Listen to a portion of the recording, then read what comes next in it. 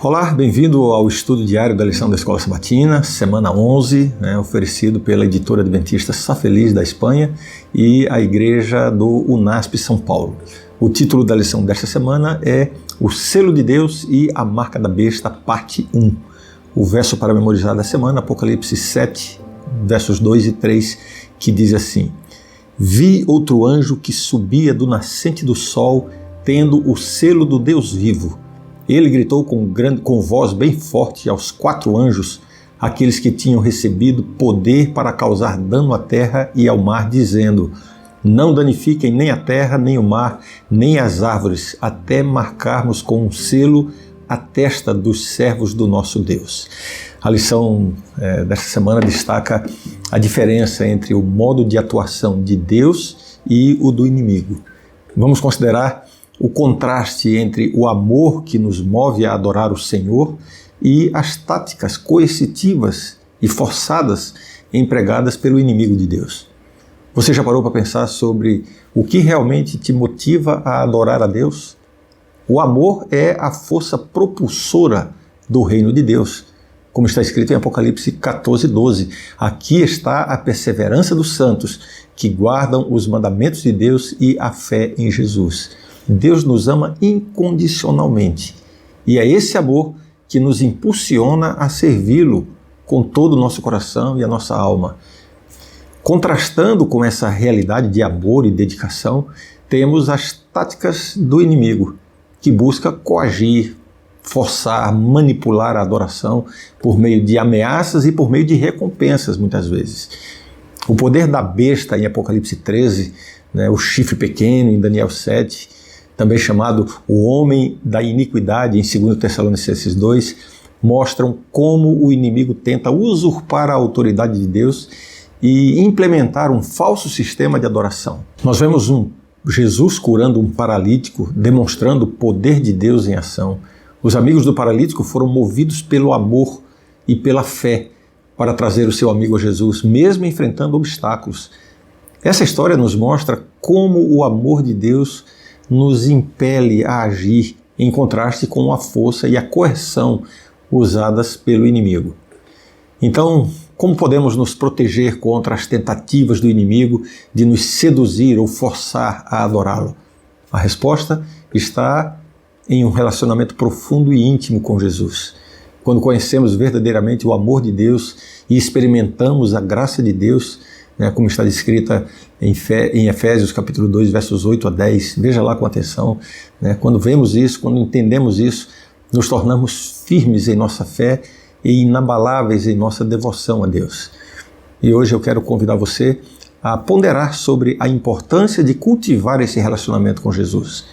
Peça a Deus que encha você do amor dele, e ajude você a aprofundar a sua conexão com Deus, para que você possa resistir às tentativas do inimigo de tentar, de enganar você, de coagir você a exercer uma adoração equivocada. Domingo, perseverança inabalável. A lição de hoje fala sobre a perseverança inabalável e a importância da lealdade a Deus no tempo do fim. Ao enfrentarmos momentos de adversidade, como podemos nos manter firmes e comprometidos com Deus? Apocalipse 14:12 nos diz assim: Aqui está a perseverança dos santos que guardam os mandamentos de Deus e a fé em Jesus.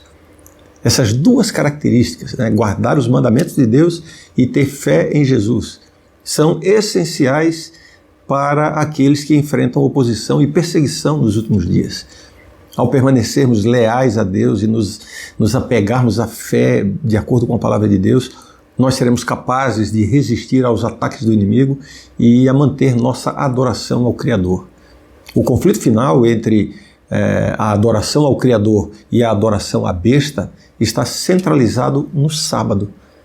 O sábado é o elemento que vai distinguir os dois grupos. Ser leal a Cristo vai significar guardar os mandamentos de Deus, incluindo honrar o sábado como dia de descanso estabelecido por ele. Não que o sábado seja mais importante do que qualquer outro mandamento, mas é porque esse será o ponto que vai distinguir os dois grupos, porque haverá uma lei que vai obrigar as pessoas a guardarem o domingo. Então, quem optar pelo sábado, não é o sábado em si que tem a virtude, mas é a opção de fazer a vontade de Deus em contraposição a tudo aquilo que vai ser imposto. A Bíblia nos ensina consistentemente que, vivendo pela fé, nós somos transformados pela graça de Deus. Aqueles que seguem a Jesus não apenas têm fé em Jesus, mas também possuem a fé de Jesus. A qualidade da fé de Jesus se manifestará nos seus seguidores nos últimos dias, permitindo que eles permaneçam fiéis mesmo quando forem ameaçados de morte. Então, como podemos nos preparar para a verdadeira provação que está para chegar? A resposta está em sermos fiéis nas pequenas coisas agora. Lucas 16:10 nos lembra isso. Quem é fiel no mínimo, também é fiel no muito. E quem é injusto no mínimo, também é injusto no muito. Quando praticamos a fidelidade em nosso dia a dia, estamos assim fortalecendo a nossa devoção e estamos nos preparando para enfrentar os desafios que virão. Não é algo que vai possibilitar uma preparação de última hora. Não, só vai resistir quem estiver se preparando agora. Portanto, hoje, eu encorajo você a refletir sobre a fidelidade nas pequenas coisas da vida hoje, e a buscar maneiras de fortalecer o seu relacionamento com Deus hoje. Peça a Ele para guiar você e para capacitar você a enfrentar qualquer provação, confiando em sua graça, em seu amor, para que você possa permanecer firme na sua fé e na sua lealdade a Deus. Segunda-feira, conflito cósmico. Hoje a nossa reflexão nos convida a considerar o conflito cósmico e o que significa ter a fé de Jesus. Já comentamos um pouco sobre isso na lição de ontem, né? Vamos nos voltar para a crucificação de Cristo e refletir sobre como essa experiência nos ajuda a entender a profundidade da fé necessária para enfrentar os desafios do tempo do fim.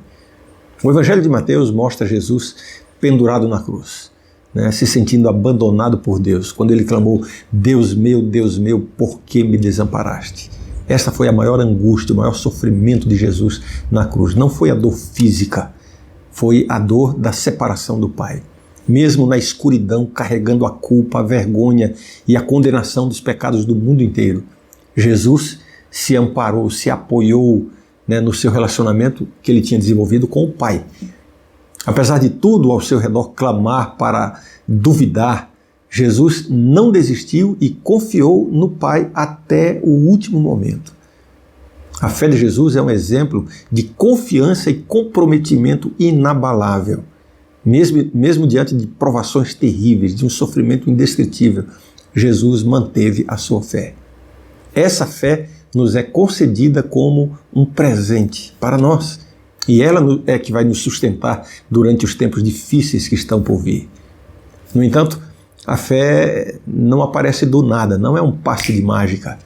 Devemos aprender a viver pela fé dia a dia, tanto nos bons quanto nos maus momentos da vida. Cada provação enfrentada com fé produz frutos preciosos em nossa vida. Quando nos sentimos desamparados, é a fé que nos mantém firmes e nos ajuda a resistir. Talvez você já tenha enfrentado momentos em que a vida parecia desmoronar, e tudo o que restava era se agarrar à sua fé. Já passou por um momento assim difícil? O que você aprendeu com essa experiência? Como você conseguiu resistir? Agora é o momento de compartilhar a sua experiência com outras pessoas e ajudar aqueles que estão enfrentando desafios. Testemunhe da sua fé, das provações que você superou. Então, hoje, reflita sobre o exemplo de Jesus e busque desenvolver uma fé profunda e inabalável que possa sustentá-lo diante das provações e perseguições. Peça a Deus para fortalecer a sua fé, para que, como Jesus, você possa confiar nele mesmo quando não puder ver. Ainda assim você poder acreditar mesmo quando não entender as coisas, quando não tiver explicações, e permanecer firme com Deus mesmo quando tudo parece desmoronar à sua volta. Esta é a fé de Jesus. Terça-feira, a cadeia da impiedade. A lição de hoje nos convida a refletir sobre a cadeia da impiedade e a perseguição que o povo de Deus enfrentará no tempo do fim. Isso parece sensacionalismo para alguns, mas é simplesmente uma previsão profética, né? Nós não vivemos um sensacionalismo e uma pregação do terror, mas sabemos profeticamente que no final dos tempos haverá uma perseguição contra o povo que se declarar fiel a Deus, aos seus mandamentos e à fé de Jesus. Vamos considerar o que isso significa para nós e como podemos nos preparar para esses momentos decisivos. Apocalipse 13, versos 15 a 17, nos mostra que o povo de Deus enfrentará sanções econômicas e também um decreto de morte. A perseguição começará com a proibição de comprar ou vender, a menos que se tenha a marca, né? A marca da besta. Muitos vão se render a isso, mas aqueles que se mantiverem firmes enfrentarão um decreto de morte, receberão ameaça de morte, serão condenados à morte por isso. Esse tempo de provação exigirá fidelidade e muita resistência. Gálatas 6, versos 7 a 9, embora não trate especificamente dos eventos do fim dos tempos, apresenta um princípio relevante para essa situação. O texto diz: não se deixem enganar, de Deus não se zomba, pois o que o homem semear, isso também colherá. O princípio da semeadura e colheita é um lembrete de que as nossas escolhas e ações têm consequências. Para estar preparado para o tempo do fim, é vital que nós cultivemos uma vida de fidelidade e obediência a Deus agora. É crucial lembrar que o amor de Deus por nós nos fortalecerá e nos preservará durante esses momentos difíceis que serão vividos, né? Aqueles que permanecem fiéis a Deus, apesar das provações e das perseguições, vão encontrar força e conforto no amor de Deus e nas promessas de Deus. Então, como podemos nos preparar para enfrentar a perseguição e a marca da besta no tempo do fim? Devemos nos aprofundar em nossa fé e em nosso relacionamento com Deus, estudando a palavra de Deus, buscando sabedoria e orientação através da oração, né, e cultivando uma vida de obediência e fidelidade ao Senhor. Através desse compromisso diário, vivido agora, estaremos mais bem preparados para enfrentar os desafios que virão. Então hoje reflita sobre a importância de permanecer fiel a Deus, mesmo diante da perseguição e das provações. Peça a Deus para fortalecer a sua fé e guiar você na sua jornada espiritual. Lembre-se de que, em última análise, a vitória é de Deus e de seu povo, e que Ele nunca vai nos abandonar. Quarta-feira, aqueles que seguem o Cordeiro. Na lição de hoje nós vamos analisar a origem da besta e a fonte de sua autoridade em Apocalipse 13, versos 1 e 2. A besta, símbolo profético que representa um poder, recebe o seu poder, o seu trono e a grande autoridade do dragão, que é identificado como o próprio Satanás. Satanás trabalha por meio de poderes terrestres, como o Império Romano, para perseguir e tentar destruir o povo de Deus. No entanto, Deus terá os seus seguidores fiéis que não se dobrarão diante da besta e de seu poder. O Apocalipse mostra um contraste significativo entre aqueles que seguem a besta e aqueles que seguem o Cordeiro, Jesus. Enquanto a terra inteira segue a besta, um grupo de fiéis segue o Cordeiro, que é Jesus Cristo. Não há um meio termo ou uma posição neutra. Toda a humanidade estará polarizada em dois grupos. Nós devemos escolher de que lado estaremos. Aqueles que permanecem fiéis a Jesus, mesmo diante da perseguição e tribulação, vão encontrar força e conforto nas suas promessas.